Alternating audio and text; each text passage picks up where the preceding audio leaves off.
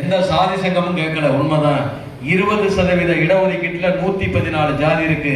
அந்த 114 ஜாதியில முத்திரையர் என்கிற இனம் 29 பட்டப்பெயரில் பெரும்பான்மையாக இருக்கிறது. ஆனால் நாங்களும் கூட எங்களுக்கு தெரியல, சட்டமன்றம் நீதிமன்றம் நாங்க போகல, வழக்கு தொடுக்கல. ஆனால் அதை தடுத்து நிறுத்தி எங்கள் சமூகத்திற்கு வாழ்வை தந்த சமூக நீதி காவலர் ஐயா அவர்கள் என்று தெரிந்தவுடன் தானாக ஓடி போய் ஐயா அவர்களை தொட்டு அரவணைத்த ஐயா அவர்களோடு நாங்கள் இன்றைக்கு இணைத்து கொண்டு கரம்பிடித்து இன்னைக்கு வந்து கொண்டிருக்கிறோம். ஏன்னு சொன்னால் அப்படித்தான் இங்கே இருக்கிற ஒவ்வொரு சமூகத்தின் தலைவர்கள் எல்லாம் ஐயா அவர்களை தலைமையாக ஏற்று இங்கே வந்திருக்கிறார்கள். இப்பொழுது சமூக நீதி காவலர் நம்மளுடைய ஐயா அவர்கள் இங்கே எழுச்சி பேருரை நிகழ்த்துவதற்காக அன்போடு அழைக்கின்றேன். நல்லா சொல்றீங்க, சவுண்ட் இல்லை. Hello hello.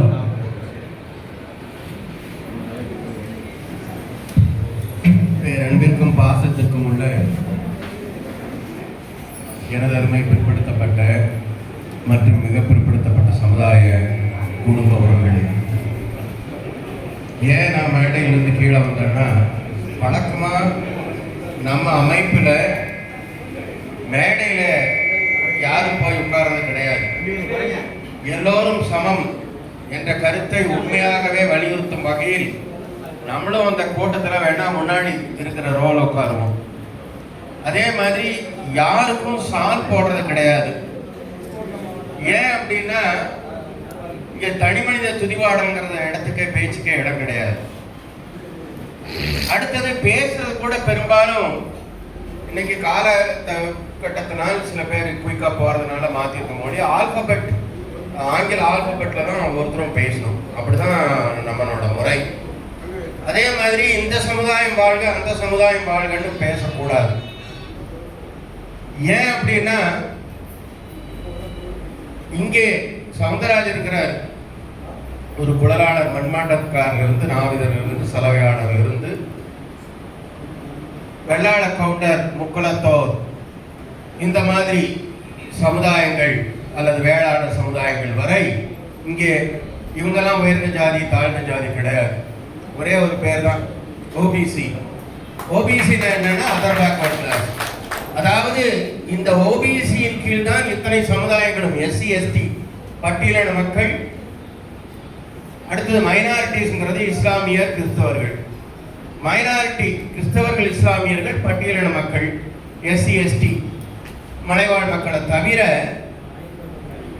பாக்கி எல்லாம் இந்த ஓபிசி கீழே தான் வர்றாங்க. அதுல ஒரு ஏறத்தாழ 3 to 4% சைவ வேளாளர், பிராமின்ஸ், கமவார் நாயுடு, அது மிக சொற்பமானவர்கள். அவர்கள் முன்னேறிய வகுப்பினர் என்று அழைக்கப்படுகிறார்கள். முதல்ல உங்களுக்கு நான் ஆரம்பிக்கிறதுக்கு முன்னாடியே எல்லாத்தையும் உங்களை ரிக்வஸ்ட் பண்ணிக்கிறது, உங்க செல்போன் எல்லாம் கொஞ்ச நேரம் ஆஃப் பண்ணி சைலண்ட்ல போடுங்க. ஏன் அப்படின்னா, இன்னைக்கு பிரதமர்ல இருந்து பிரதமர் பதவிக்கு போட்டியிடுகிறவர் வரை நான் ஓபிசினா என்னன்னு தெரியாம தப்பு பண்ணிட்டேன்னு மன்னிப்பு கேட்டுட்டு இருக்காங்க. அதனால நீங்க எல்லாம் ஓபிசி என்றால் என்ன என்ன நம்மளுக்கு அடிப்படை, வாழ்க்கையினோட அடிப்படை கட்டமைப்பே இல்லாமல் நம்மை தகர்த்து விட்டார்கள் என்பதை நீங்கள் எப்படி என்று தெரிந்து கொள்ள வேண்டும். நம்ம இங்க யாரும் ஓட்டு கேட்கறக்கோ இல்லை அசம்பிளி எலெக்ஷன்ல பட்டுக்கோட்டை தொகுதி நிக்கிறக்கோ வரல. குறிப்பா எனக்கு எந்த காலத்திலையும் நான் ராமதாஸ் மாதிரி எல்லாம் சொல்லலை. எந்த காலத்திலும் நான் தேர்தலில் போட்டி போடவோ அல்லது அதை பற்றி நினைப்பதோ கிடையாது, நினைக்க போவதும் கிடையாது. என்னுடைய நோக்கமெல்லாம் இந்த அரசியல்வாதிகள் பித்தலாட்டங்கள், ஏமாற்றங்கள் மூலம் எப்படி உங்களுடைய குழந்தைகள், இளையோர், மாணவர்கள் அவர்களுடைய எதிர்காலத்தை சிதைத்திருக்கிறார்கள் என்பதை நீங்கள் புள்ளி விவரங்கள் மூலமாக அறிய வேண்டும் என்பதே எங்களது நோக்கம். இத்தகைய ஒரு கூட்டத்திற்கு இந்த பட்டுக்கோட்டையிலே மிக அரும்பாடுபட்டு ஏற்பாடு செய்த எனது அன்பு சகோதரி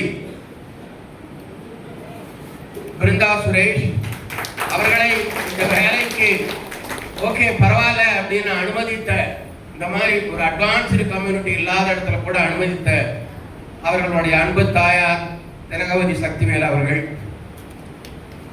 மற்றும் சுசீலா, முத்துசாமி, குணசேகரன், என் அன்பு சகோதரிகள் அனைவரையும், சகோதரர்கள் அனைவரையும் உள்ளூரிலே ஒரு பெரும் சமூகத்தின் தலைவராக உள்ள அண்ணாதுரை உட்பட அனைத்து பேரையும், நான் பேர் சொல்லலைங்கிறதுனால மற்றவங்க எல்லாம் சாதாரண இல்லை, எல்லோரும் என்னை பொறுத்தவரை எல்லோரும் ஒரு குடும்ப நண்பர்கள், எல்லோரும் ஒரு குடும்ப உறுப்பினர்கள், எல்லோரும் சகோதர சகோதரிகள் தான்.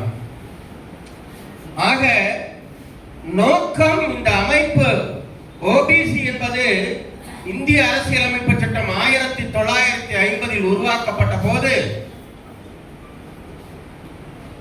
இந்த சுதந்திரத்திற்கு பின் இந்த நாட்டில் உள்ள சமூகங்கள் அனைத்து சமூகத்தினரும் ஒன்றுபட்டு சமமான ஒரு முன்னேற்றத்தை பெற்றால்தான் இந்த நாடு முன்னேறும்.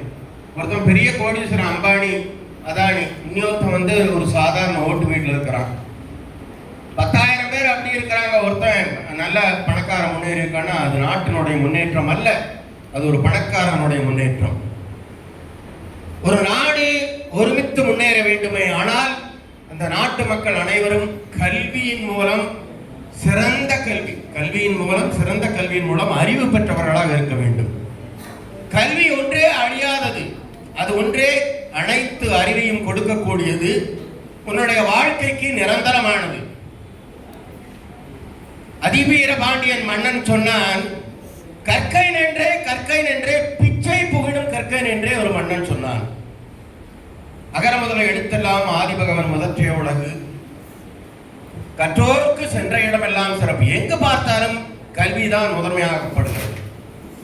அத்தகைய கல்வியை பெற்றால்தான், அந்த அறிவை பெற்றால்தான் நாம் முன்னேற முடியும்.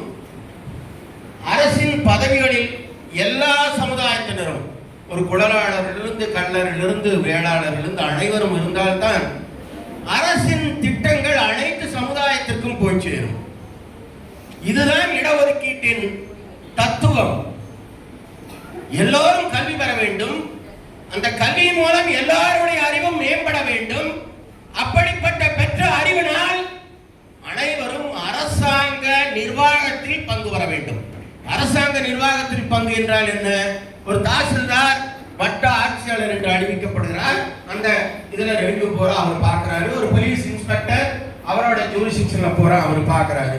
சோ அவர் அரசின் பிரதிநிதியாக அரசு நிர்வாகத்தில் பங்கு பெற்றவராக இருக்கிறார். அப்படி பங்கு பெற்றால்தான் அனைவரும், இல்லாட்டி கவுண்டர் மட்டும் வந்தா கவுண்டரும் பண்ணி செய்வான் செட்டியார். அதுல சில பேர் எக்ஸம்ஷன் இருக்கலாம்.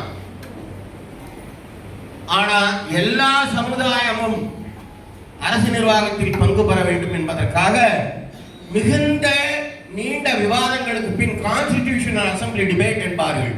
அத்தகைய நீண்ட விவாதத்துக்கு பின் யாரை பின்தங்கிய சமூகத்தினர் என்று கூறினார்கள் என்றால், எந்தெந்த சமூகத்தினருக்கு கல்வி, அரசு நிர்வாகம், சமுதாய அந்தஸ்து ஆகியவைகளில் பின்தங்கி இருக்கிறார்களோ, உதாரணத்திற்கு சொல்வேனே ஆனால் அந்த காலத்திலிருந்து, அதாவது மன்னர்கள் காலத்திலே குருகுலத்திலே மன்னர்களும் மந்திரிமார்களும் பையன்களுக்கு மட்டும்தான் அனுமதி. சாதாரண மக்கள், பெரும் வணிகர்கள் போய் குருகுலத்தில் கல்வி இருக்கலாம். சாதாரண மக்களுக்கு அனுமதி கிடையாது. குருகுலத்து பக்கமே நீங்க ராமாயணம்லாம் பார்த்திருப்பீங்க. மறைந்து நின்று அந்த கல்வியை கற்ற பின்னர் அம்பு விட்டதன் காரணமாக அவன் கையையே தரித்தார்கள் அந்த காலத்திலிருந்து. ஆக அதற்கு பின்னர் ஆங்கிலேயர் காலத்திலே திவான்கள் என்றும் மிராசுகள் என்றும் பட்டாக்கள் என்றும் பெரும் கம்யூனிட்டியில இருந்தவன் அவன் மட்டும்தான் படிச்சான். அன்னைக்கு இந்த மாதிரி இத்தனை ஸ்கூல் கிடையாது. அதற்கு பின்னால் ஏறத்தாழ இந்த சுதந்திரத்துக்கு பின்னால், இந்த 70 வருடத்திற்கு பின்னால் தான் படிப்படியாக பள்ளிகள், அரசு பள்ளிகள், பஞ்சாயத்து யூனியன் பள்ளிகள் என்று பெறுகின்றன. ஆக நம்மளுக்கு முன்னாடி, பல தலைமுறைகளுக்கு முன்னாடியே முன்னேறிய ஜாதிக்கும் நமக்கும், அவன் பலம் பொருந்திய கால்களை பெற்றவன், உயரமான இடத்தில் இருப்பவன், நாம் பின்தங்கி இருப்பவர்கள், நாம் இன்னும் வீக்கா தான் எஜுகேஷன்ல மற்றதில் இருந்தோம். ஆக இந்த மக்கள் அந்த முன்னேறியவர்களுடன் போட்டி போட முடியாது. எதுல? எஜுகேஷன்லயோ வேலை வாய்ப்புகளையோ. அதை பார்த்து இப்ப 100 மீட்டர் ஓட்டப்பந்தயத்தில் ஒரு 50 அடி இல்ல ஒரு 10 மீட்டர் முன்னாடி இருக்கிறவன்னா, நம்ம பின்னாடி இருக்கிறவன்னா, நம்ம என்னதான் வேகமா ஓடினாலும் அவனை பீட் பண்ண முடியாது. சோ எல்லாரும் சமநிலையிலிருந்து ஆரம்பித்தால்தான் சமநிலையை பெற முடியும்.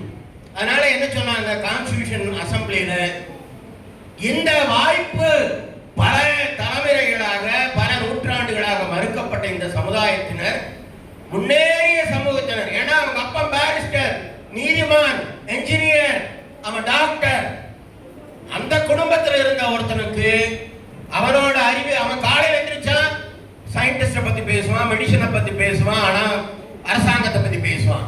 நம்ம காலையில காட்டுல போய் வேலை செய்வோம், விவசாயினா பருத்தி கொட்டை புண்ணாக்கு, இல்ல வரப்புற தண்ணி ஓட்டுறது, இல்ல ஒரு நெசவாளினா ஒரு பாவு போடுறது, இல்ல ஒரு பெட்டி கடைக்காரனா காலையில இன்னைக்கு எல்லாம் சரக்கு வந்துதான் பாக்குறது.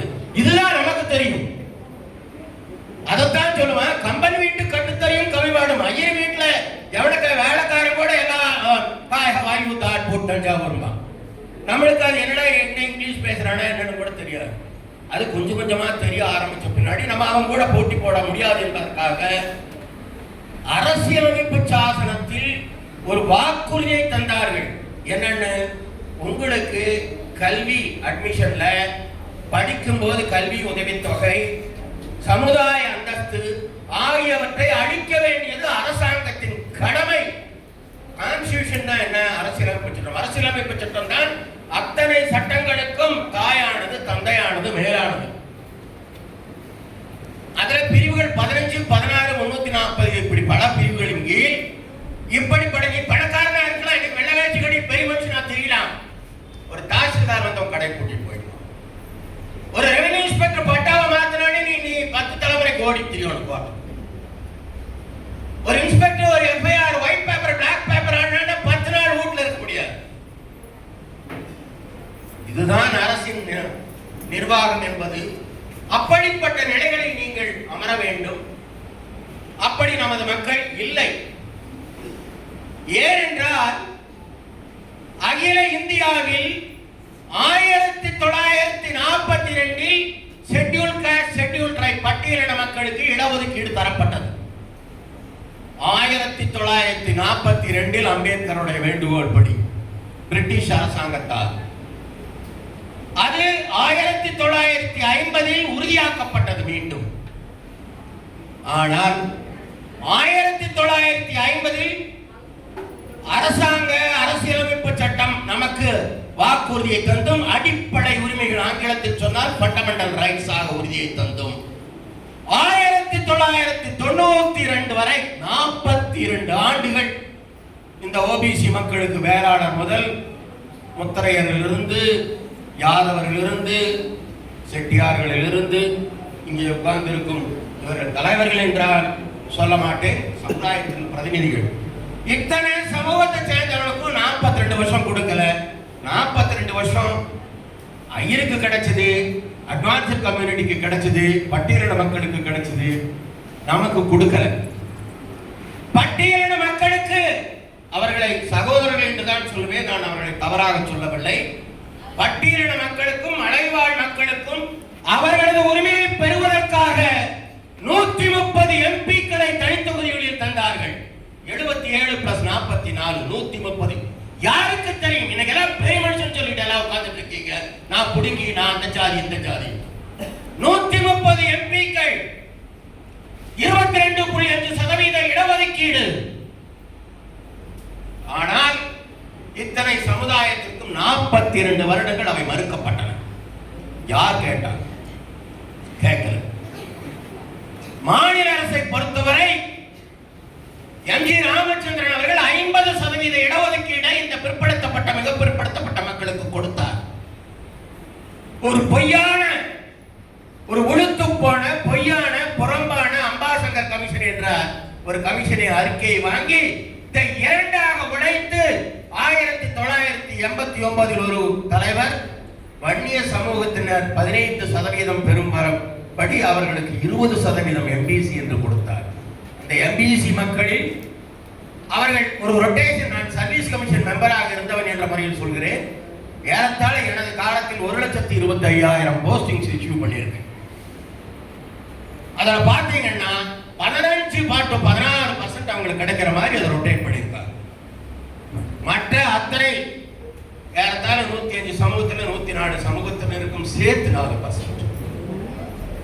யாரும் நாங்க கோர்ட்ல போய் வாதாடி சாசனா நாங்க வந்தோம் இருந்திருக்கலாம்.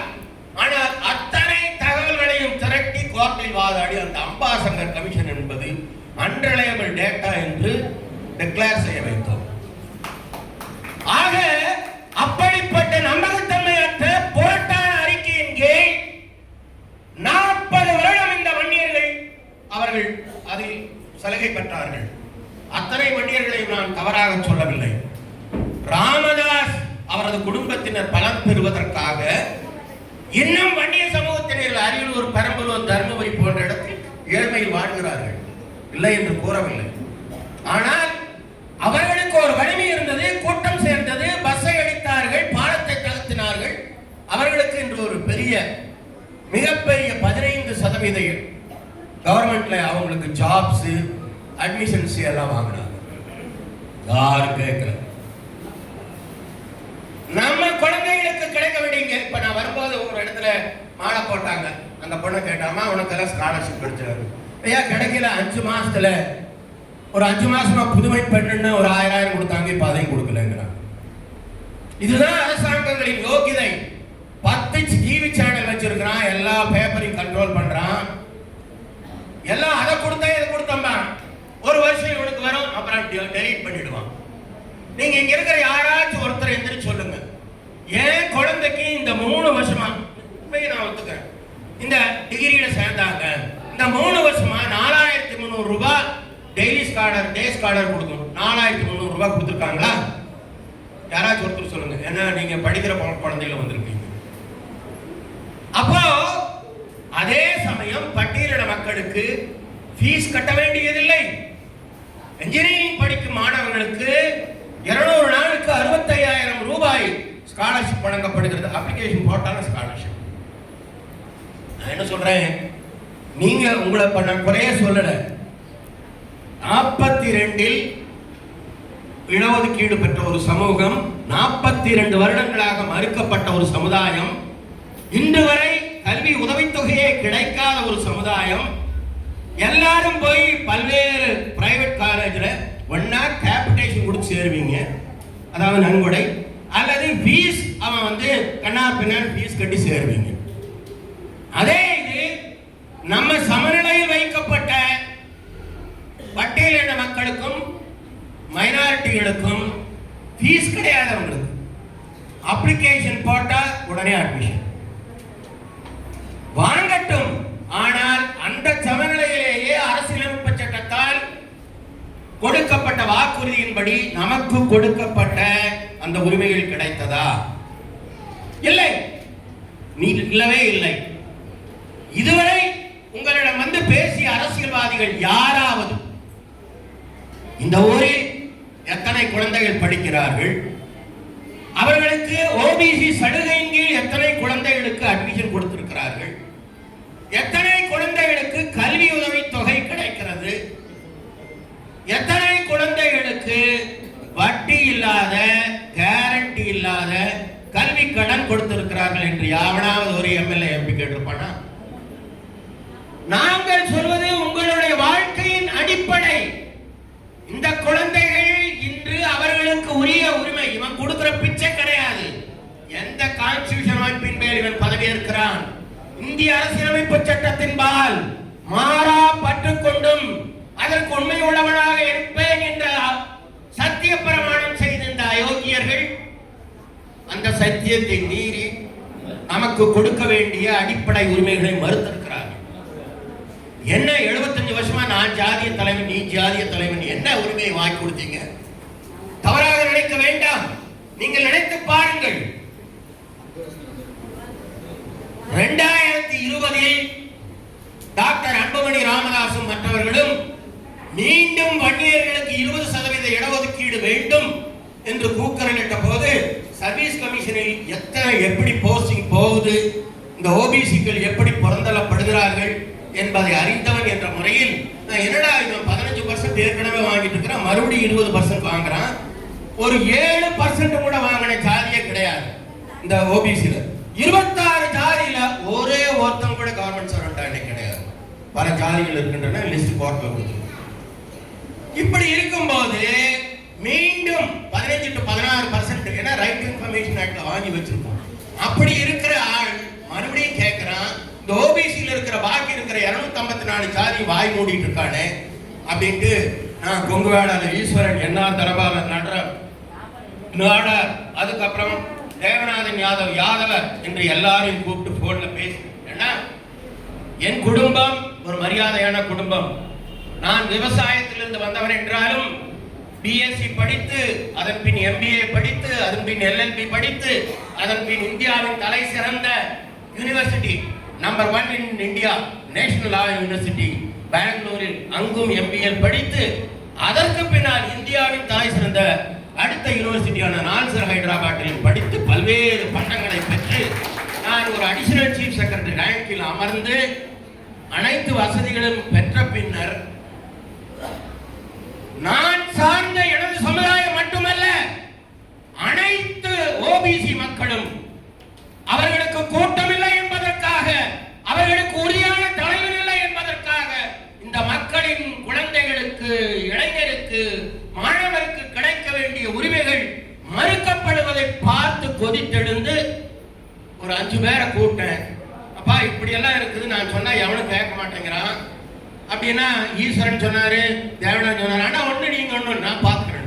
எல்லாம் 21 எலெக்ஷன் வந்து ஒருத்தர் ஏடிஎம்கேல ஓடினா, ஒருத்தர் டிஎம்கேல ஓடினா, எல்லாம் ஆளால் ஓடிட்டாரு. அப்போ இந்த திருஞான சம்பந்தமும் அருணாச்சலம் சில 2 டாக்டர்களும் சொன்னாங்க, ஆனா வேற யார் ஆரம்பிச்சாலும் விலைக்கு வாங்கிடுவான் இல்லாட்டி மிரட்டிடுவான்.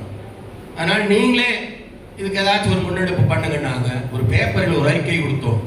என்னன்னா, அரசியல் சார்பில்லாத சமுதாய சமர்ப்பணம் உள்ள குழந்தைகள், தங்கள் குழந்தைகள் குடும்பம் முன்னேற வேண்டும் என்று நினைக்கும் அத்தனை ஓபிசி மக்களின் பிரதிநிதிகளும் சுகுணா கல்யாண மண்டபம் கோவையில் இத்தனாம் தேதி கூடுங்கன்னு ஒரு 600 பேர் வந்தாங்க. அன்று ஆரம்பிக்கப்பட்டது தான் இந்த அமைப்பு எஸ்எஃப்ஆர்பிசி அல்லது ஓபிசி அமைப்பு. இது சாதாரண அமைப்பு அல்ல. ஒரு மாதத்திற்கு பல லட்சம் ரூபாய் தகவல் தொழில்நுட்ப சமூக ஊடகங்களுக்கு செலவழித்து ஹைதராபாத்திலிருந்து, பீகாரிலிருந்து டெல்லி கான்ஸ்டிடியூஷன் கிளப் வரை உங்களது உரிமைகளை எடுத்து சென்று அதன் காரணமாக ராகுல் காந்தி ஒரு அறிக்கை கொடுத்தார் இந்த போன மாசம். ஓபிசி மக்களுக்கு இழைக்கப்பட்ட அநீதிக்கு நான் பொறுப்பு, நான் மன்னிப்பு கேட்டுக் கொள்கிறேன். யார் சொல்ல வைத்தது? இந்த அமைப்பு சொல்ல வைத்தது, உங்களுடைய ஒற்றுமை சொல்ல வைத்தது. ஜாதிவாரி கணக்கெடுப்பு எடுக்க மாட்டோம் என்று சொன்ன மத்திய அரசு ஜாதிவாரி கணக்கெடுப்பு எடுப்போம் என்று அறிவித்தது. எதனால்? நமது குரல் உங்களது ஒருமித்த குரல். நான் ஒன்றும் கிடையாது, மற்ற ஒருமித்த குரல். இவன் வந்து ஏதோ இந்த இங்கிலீஷ்ல சொல்லுவாங்க, ஓபனிங் தி பெண்டோராஸ் பாக்ஸ், இந்த பிரச்சனை பண்றான். ஏனென்றால் 76% தமிழகத்தில் உள்ள மக்களுக்கு இன்னும் 9% ஜாப்ஸ் கொடுக்கல, ஸ்காலர்ஷிப் கொடுக்கல, கல்வி உதவித்தொகை கொடுக்கவில்லை, கல்வி கடன்கள் கொடுக்கவில்லை. நான் கத்திக்கொண்டு இருக்கவில்லை, அதுக்குன்னு ஒரு ஆபீஸ் உருவாக்குனேன். அங்க கான்டாக்ட் பண்றவங்களுக்கெல்லாம் எங்களால முடிந்த அளவு பல கோடிகள் ரூபாய் கல்வி கடன்களாகவும் ஸ்காலர்ஷிப்பாகவும் அப்பன் தகப்பன் தாய் 2 இருக்கலாதுன்னா எங்களோட பர்சனல் பணத்திலையும் ஹெல்ப் பண்ணிட்டு இருக்கோம். நாங்க ஒன்றும் கத்திக்கிட்டு மட்டும் இருக்கல இந்த அரசியல்வாதி மாதிரி. ஒரு பக்கம் கைப்பணத்தை போட்டு, அது இல்லாமல் பல்வேறு கிராமங்களில் ஓபிசி, கொங்கு மண்டலத்தில் ஓபிசி மக்கள் மையம் என்ற ஒரு கட்டடங்களை நிறுவி அங்க போன் கம்ப்யூட்டர்லாம் வச்சு ஆஸ்பத்திரிக்கு நெஞ்சு வலிக்கு எந்த ஆஸ்பத்திரிக்கு போகலாம், எந்த ஆஸ்பத்திரியில ஃபீஸ் குறைவு, நாளைக்கு என் பையன் கவுன்சிலிங் போனா என்ன பண்ணணும்னு அவங்களுக்கு எல்லாத்துக்கும் கைட் பண்றதுக்கு சம்பளம் கொடுத்து பட்டதாரிகளை அங்கு பணியில் அமர்த்தி இருக்கிறோம். என்ன படிப்பது, எங்க படிப்பது, எப்படி படிப்பது, படித்தால் என்ன வேலை கிடைக்கும், அன்றாட வேலை வாய்ப்புகள் என்ன என்று அத்தனை குழந்தைகளும் தெரியப்படுத்திக் கொள்ளவும், டிஎன்பிஎஸ்சி யூபிசி போன்ற நோட்ஸ்களை கொடுக்கவும் obcright.org என்ற வலைத்தளத்தை ஏற்படுத்தி நிரந்தரமாக அங்கே 6 பணியாளர்கள் அன்றாடம் அதை அப்டேட் பண்ணிட்டு இருக்காங்க. ஒரு மாதத்திற்கு சற்றேறத்தாழ 60,000 பேர் அதை பயன்படுத்திக் கொண்டிருக்கிறார்கள் என்ற அளவில். போன வெள்ளிக்கிழமை ரிவ்யூ பண்ணும்போது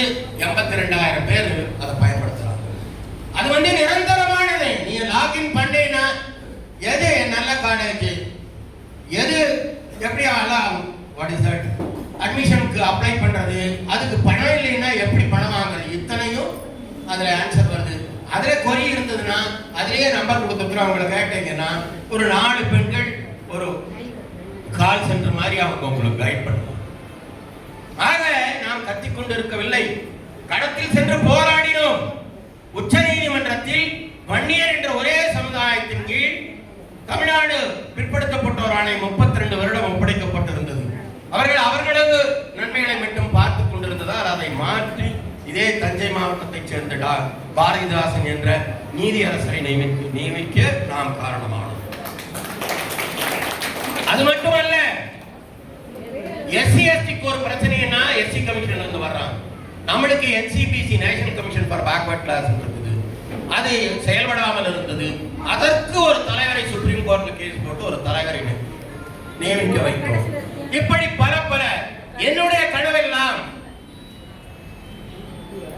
இந்திய துணைக்கண்டத்தில் மத்திய அரசின் நிதி பெறும் உயர்ந்த கல்வி நிறுவனங்கள் 160 கல்வி நிறுவனங்கள் உள்ளன. 160, ஏறத்தாழ 60,000 மாணவர்கள் அங்கு படிக்கலாம். அந்த கல்வி நிறுவனங்களில் நிறைய படிக்கிறவன் தான் UPSC பாஸ் பண்றான், நீட்ல பாஸ் பண்றான், JEE பாஸ் பண்றான். சுந்தர் பிச்சை முதல் கொண்டு IIT கரக்பூரில் படித்தவர். நம்மள நிறைய பேருக்கு அப்படி ஒரு நிறுவனம் இருப்பதே தெரியல. அந்த நிறுவனங்களில் எப்படி என்ட்ரன்ஸ் எக்ஸாம் எழுதுறதுன்னு தெரியாது, அட்வான்ஸ்டு JEE அட்வான்ஸ்டு எழுதுறதுன்னு தெரியாது. அதை எப்படி எழுதுவது? ஏனென்றால் நம்ம எல்லாம் எதுல சாட்டிஸ்ஃபை ஆகிறோம்? அந்த கூட ஒரு பொண்ணு சொல்லிச்சு, நான் BCA பண்றேன். ஒரு கம்ப்யூட்டர் புரோகிராமர் என்பது ஒரு கிளர்க் போஸ்ட் தான். மேபி சம்பளம் 60,000 இருக்கலாம், 80,000 இருக்கலாம். 2000 பேர் 3000 பேர் பணிபுரியும் ஒரு கிளர்க் போஸ்ட். அதிலே ப்ராஜெக்ட் லீடர், சீனியர் எக்ஸிக்யூட்டிவ்னு பார்த்தீங்கன்னா ஐயர் இருக்கிறான், நார்த் இந்தியன் இருக்கிறான், ஜெயின் இருக்கிறான். நம்ம பாஷையில சொல்ல போனா நம்ம எல்லாம் நீ கூலிக்காரனாவும் கிளர்க்காவும் தான் இருக்கிறோம். நம்மளுக்கு IIT IIM IDC-னால என்னன்னு தெரியாது. ஆக நம் தலைமுறைகள் இதுவரை கூலிக்காரர்களாக கிளர்க்குகளாக இருந்தது போதும், அவர்களும் மேனேஜீரியல் பொசிஷனுக்கு வர வேண்டும். அவ்வாறு வருவது என்றால் இந்த 160 பல்கலைக்கழகங்களில், இந்திய அரசின் நிதி பெறும் பல்கலைக்கழகங்களில் நம் குழந்தைகள் படிக்க வேண்டும் என்பதற்காக அதனோட டீடைல்ஸ் எல்லாம் வெப்சைட்ல போட்டிருக்கோம். இன்னும் மத்திய அரசில் கொள்கை முடிவு பாலிசி டிசிஷன் எடுக்கும் இடத்தில் OBC-க்களை வரவிடாமல் 82% ஐயர்களும் உயர்ந்த ஜாதிகளும் அதுக்கடுத்தது SC-களும் இருக்கிறார்கள். ஆக அதனால விளைவு என்னன்னா, அவன் எந்த பாடும் படாமே ஐயருக்கு 10%. உலகத்துல எந்தாவது உண்டுங்களா? எக்கனாமிக்கலி வீக்கர் செக்ஷன் உலகத்துல எவனுக்குமே 10% கொடுக்குறாங்க. ஆனா எல்லா சீனியர் கேபினட் செக்ரட்டரி சோமநாதன் அவர் கூட இருப்பவர்கள், இன்னைக்கு எலெக்ஷன் கமிஷனர் இருக்கிறார் CEC, அவர் வீட்டுல பாத்தீங்கன்னா அவருக்கு 2 பொண்ணு ஆல் இந்தியா சர்வீஸ் ஆபீசர், 2 மருமகன் ஆல் இந்தியா சர்வீஸ் ஆபீசர். ஒரு வீட்டுல 5 பேரும் ஆல் இந்தியா சர்வீஸ். ஆக நாங்கள் என்ன கூறுகிறோம்? எங்களது குழந்தைகளுக்கு இந்திய அரசியல் சாசனம் கொடுத்த வாக்குறுதிப்படி அட்மிஷனில் முன்னுரிமை தாருங்கள், வேலை வாய்ப்பில் முன்னுரிமை தாருங்கள், அவர்களது முன்னேற்றத்தில் ப்ரமோஷனில் முன்னுரிமை தாருங்கள். இந்த SC ST கேஸ் PCR அதுல கண்ணாபின்னான்னு அரசு பண்ணாம எங்களுக்கும் எங்கள் பெண் குழந்தைகளுக்கும் பாதுகாப்பு தாருங்கள். இளங்கோவண்ணா சொன்ன மாதிரி விவசாயிகள் MNGRM ஸ்கீம்ல எத்தனை ஊர்லப்பா எல்லாமே புல்லும் புதரமா கிடக்குது. விவசாயத்திற்கு ஆள் இல்லை, அவன் தென்னமரத்துக்கடியிலையும் பனமரத்துக்கடியிலையும் படுத்து 300 ரூபாய் வாங்குறான். அவர்களை கேரளாவில் உள்ளது போல் விவசாய பணிகளுக்கும் தாருங்கள். விவசாயிகளின் உற்பத்தி பொருட்களுக்கு மினிமம் சப்போர்ட் பிரைஸ் தாருங்கள். இப்படி பெண்கள் விவசாயிகள் படித்து நான் சொந்த தொழில் செய்வேன் என்பவர்களுக்கு அம்பேத்கர் என்டர்பிரனர் ஸ்கீம் 786 கோடி ரூபாய் அலாட் பண்ணிருக்கு தமிழக அரசு. அதுல 35%, 1 கோடி வாங்கினா 35 லட்சம் ஃப்ரீ. போய் பாருங்க. நான் என்ன சொல்றேன், நீங்க அதெல்லாம் தர வேண்டாங்க, எங்க பசங்களுக்கு ஒரு 10% மானியத்துல தாங்கன்னு கேட்கிறோம். யாராவது உங்கள் அரசியல், நான் வரும்போது பார்த்தேன், அண்ணா எல்லாத்துக்கும் அது கொடுங்க இதை கொடுங்க எல்லாம் போஸ்ட். நான் கேட்கிறேன், நான் பேசுவது, நான் அரசியலுக்கு வரல, பதிவுக்கு வரல, நான் பேசுவது உங்கள் குடும்பத்திற்காக. உங்கள் குழந்தைகள் படிக்க வேண்டும், தொழில் செய்ய வேண்டும், அவர்களுக்கு அரசியல் உரிமைகளை நீங்கள் பெற வேண்டும். அவர்கள் உயர்ந்த கல்வியை பெற வேண்டும். தாழ்ந்த கிளர்க் போஸ்ட் ப்ரோக்ராம்கள் எல்லாமே ப்ராஜெக்ட் லீடராகவும் எக்ஸிக்யூட்டிவாகவும் வரணும் அப்படிங்கறதுக்காக கேட்கிறேன். 5 நாட்களுக்கு முன் திருமாவளவன் முதல்வரை திருநெல்வேலியில் கவின் என்ற பையன் கொலை செய்யப்பட்டதற்காக வந்து ஒரு மணி நேரம் அவங்களுக்கு பேட்டி கொடுத்தார். அவங்க தம்பிக்கு உடனே வேலை, 10 லட்சம் ரூபாய், அது போக ஆணவ கொலை தனிச்சட்டம் எல்லாம் பார்க்கணும்னு சொன்னார். இதுவரை இந்த ஓபிசி மக்களுக்கு அப்பாயின்மெண்ட் கேட்டு எங்கள் குறைகளை கேளுங்கள் ஐயா என்று சொல்லி அதற்கு அப்பாயின்மெண்டே கொடுக்கவில்லை. உங்களது நிலை அப்படி இருக்க உங்களுக்கு என்ன பெருமை வேண்டி கிடக்கிறது? ஆணவம் வேண்டி கிடக்கிறது. உங்களது குழந்தைகள் நான் போய் எனக்கு கேட்டேன்னா, கலைஞர் குடும்பம் எனக்கு வேண்டியவர்கள், அதிமுக எடப்பாடி பழனிசாமியும் என்னுடைய உறவினர் தான். நான் சத்தியமா யாரையும் போய் பார்க்க முடியாது. ராகுல் காந்தி பார்க்க வேண்டும் என்று சொன்னார். நாங்கள் பார்க்கிறோம், எங்கள் பிரதிநிதிகளுடன் வந்து பார்க்கிறோம். உங்களுக்கு நன்றி. நீங்கள் இப்பவாவது இத்தனை வருஷம் கழிச்சாவது ஓபிசி மக்களுக்கு இழைக்கப்பட்ட அநீதிகளை புரிந்து மன்னிப்பு கேட்டதற்கு நன்றி என்று கூறிவிட்டு வந்தோம். எதற்காக கூறுகிறேன் என்றால், எந்த அரசியல்வாதியிடமும் தனியாக சென்று பேரம் பேசவோ அவர்களுக்கு துதிபாடவோ விரும்பவில்லை. என் மக்கள் என்றால் அத்தனை ஓபிசி மக்களுக்கும் கொடுக்க வேண்டிய உரிமைகளை பாருங்கள். கவின் கொலை செய்யப்பட்டால் திருமாவளவன் ஓடுகிறார், ஜான் பாண்டியன் ஓடுகிறார், கிருஷ்ணசாமி ஓடுகிறார். ஆனால் அவங்க அம்மா, அந்த தாய், அவ என்ன பண்ணுவா? 7 வருஷம் காதலிக்கிறான். அதுக்கு பின்னாடி அந்த பொண்ணுக்கு தெரிஞ்சு நல்லவன் அல்லன்னு பிரதர்கிட்ட போய் சொல்றா, இந்த மாதிரி அண்ணா எனக்கு அவன் வேண்டாம், அவன் நல்லவன் இல்லைன்னு. அவன் போய் இந்த பையனை பாக்குறான். பா, நீ என்னவோ காதலிச்சு கல்யாணம் பண்ண, இப்ப என் தங்கச்சி வேண்டாங்கிறா, விட்டுறான்னா முடியாதுங்கிறான். சோ அது என்டர்டெயின் மாதிரி நாம் கொலையை நியாயப்படுத்தவில்லை. ஆனால் அதற்காக ஜான் பாண்டியன் அவர்கள் 2 மந்திரிகளை வைத்துக் கொண்டு சொல்லுகிறார், அவங்க அம்மாவை அக்யூஸ்ரா போடு. இதையெல்லாம் நீங்கள் ஆதரிக்கிறீர்களா? அன்று வரத்தநாடிலே ஒரு பிரச்சனை. ஒரு ஆட்டோ போகிறது, டிராபிக் சிக்னல் தெரியாம அந்த பக்கம் ஒரு வண்டியில பண்ணிட்டான். அவன் எஸ்சியா என்னன்னு தெரியாது, உடனே எஸ்சி கேஸ். இங்கே புதுக்கோட்டை மாவட்டத்திலே வடகாடு என்ற ஊரில் 21 பிற்படுத்தப்பட்டவர்களை 1.5 மாசம் ஜெயிலில் வைத்தார்கள். மந்திரி போய் பார்க்கிறாரு, எஸ்சிய வரவெல்லாம் போய் பார்க்கிறான். ஆனா இந்த மக்களுக்கு ஒரு வழிகாட்டுதலை கூட கைட் பண்ணக்கூடாது இல்லை. நம்ம அமைப்பு கைட் பண்ணிச்சு. அவங்க பெயில்ல வந்தாங்க. இன்னைக்கு பெயில் ரிலாக்ஸேஷன் ஆகி வந்திருக்கு. அடுத்த கட்ட உதவிகளையும் செய்து கொண்டிருக்கிறோம். உடனே திருமாவளவன் புதுக்கோட்டையில் மிகப்பெரிய மீட்டிங்கை நடத்தினார். நாமும் ஹைகோர்ட்டில் பர்மிஷன் கிராண்ட் ஆகிற சமயத்தில் கலெக்டர் எஸ்பி கூப்பிட்டு தயவு செஞ்சு இதை பெருசுப்படுத்தாதீங்க. நான் எல்லோருக்கும் உறுதி கூறுகிறேன், எங்கே என் மக்கள் ஓபிசி மக்கள் பாதிக்கப்பட்டாலும் அங்கே இந்த இயக்கம் வந்து நிற்கும். நாங்கள் எதையும் எதிர்பார்க்கவில்லை. எங்கள் செலவில் நாங்கள் வருவோம், என் மக்களை காப்பாற்றுவோம். நீங்கள் அதை ஆதரிக்கிறீர்களோ இல்லையோ, அது எங்கள் கடன். நீங்கள் செய்ய வேண்டியதெல்லாம், எப்படிப்பட்ட அநியாயம் நடைபெற்று விட்டது, தயவு செய்து நீங்கள் வந்து எங்களுக்கு ஆதரவு தருங்கள். நமக்கு ஹைகோர்ட்ல டீம் வச்சிருக்கிறோம், சுப்ரீம் கோர்ட்ல வச்சிருக்கிறோம், எல்லா இடத்துலயும் வச்சிருக்கிறோம். நம்ம பார்க்கணும். ஏன்னா நம்ம ஏற்கனவே சுப்ரீம் கோர்ட்ல ஹைகோர்ட்ல இந்த இடஒதுக்கீடு, வன்னியர் இடஒதுக்கீடு, தமிழ்நாடு கார்பரேட் கிளாஸ் கமிஷன் என்ற 1000 வழக்குகளை நாம் நடத்திவிட்டோம். எங்களுடைய நோக்கம் எல்லாம் இந்த இயக்கத்தின் மூலம் என் மக்கள் அவர்களது உரிமை என்ன என்று தெரிந்து கொள்ள வேண்டும். இந்திய அரசியல் சாசனம் கொடுத்த அடிப்படை உரிமைகளை பெற வேண்டும். என் மக்களுக்கு கல்வி அட்மிஷன்கள் முன்னுரிமை தர வேண்டும். என் மக்களுக்கு கல்வி உதவித்தொகை தர வேண்டும், கல்வி கடன் தர வேண்டும். எமது பெண்களுக்கு பாதுகாப்பு தர வேண்டும். SC ஆக்டின் கீழ் என் மக்கள் அநியாயமாக கைது செய்யப்படக்கூடாது. தன் வியர்வை உதிரம் சொட்ட பாடுபடும் விவசாயிக்கு பாதுகாப்பு வேண்டும், அவர்களது நல்வாழ்வு வேண்டும் என்பது மட்டுமே. நமது கோரிக்கைகளை என்ன நடந்தது என்று நமது இயக்கம் சிறு புத்தகமாக வெளியிட்டிருக்கிறோம். நீங்கள் வெளியே போகும்போது இந்த புத்தகத்தை தயவு செய்து இந்த புத்தகத்தை பெற்று அதில் புள்ளி விவரங்களுடன் சில விவரங்களை தந்திருக்கிறோம். அடிப்படை விவரங்கள், அதை தெரிந்து கொள்ளுங்கள். அது பின்னாடியே ஓபிசி ரைட்ஸ், உங்களுக்கு எந்த எண்களை தொடர்பு கொள்ள வேண்டும், எந்த மெயில், எந்த இதுல வெப்சைட்ல உங்களுக்கு படிப்பு, வியாபாரம், வேலை, மானியம், கல்வி சம்பந்தமான அத்தனை விவரங்களும் தரப்பட்டிருக்கிறது என்று அதனோட ஐடியா இருக்குது. தயவு செஞ்சு வாங்கிட்டு போங்க. உங்களுக்கு எல்லோரும் முதலில் நான் பார்ப்பதால் கோவையிலிருந்து கோவை புகழ்பெற்ற சீட்டையும் சேர்த்தே தருகிறோம். பெறுங்கள்.